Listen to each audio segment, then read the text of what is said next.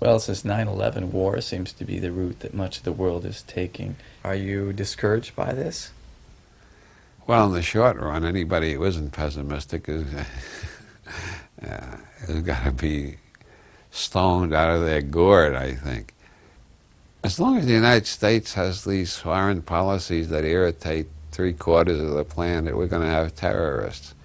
We get rid of, somehow or other the United States succeeds in getting rid of Osama bin Laden, and somehow or other manages to wipe out Al-Qaeda entirely, and cripples Islam in some way that it's not going to give birth to another Al-Qaeda, all of which seems very improbable to me. But if they accomplish all that, as Bush says, this war has no end because there'll be terrorists from other third world countries who'll be pissed off at us still.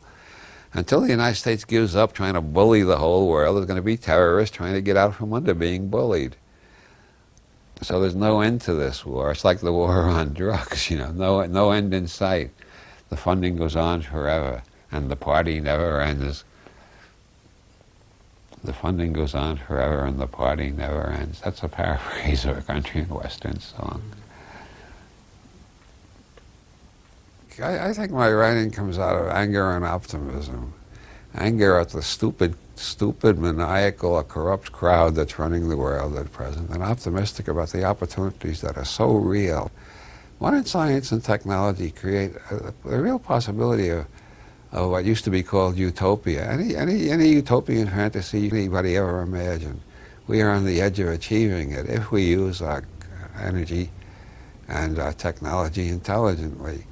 But unfortunately, the people who own the technology are not using it intelligently, so that makes for anger. So I got both optimism and anger, which I think is a good mixture. It keeps me busy anyway. As I caught with something particularly nasty about George Bush, I may feel good for 2 or 3 hours afterwards, if it's funny enough, and if I think it might get widely quoted, or at least limited quotation. Colin Wilson, who I met a few times, we're not related despite the same last names.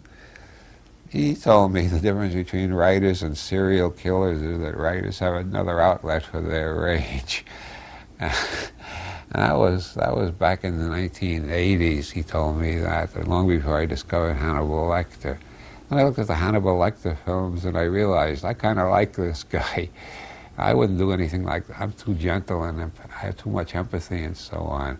But I really would like to devour a couple of hundred congressmen and a few dozen televangelists if I had the nerve to do it. Those people seem like such monsters to me. I wish Hannibal did eat a few of them. I can't do it myself, so I let him do it for me. But meanwhile, I got my writing as an outlet.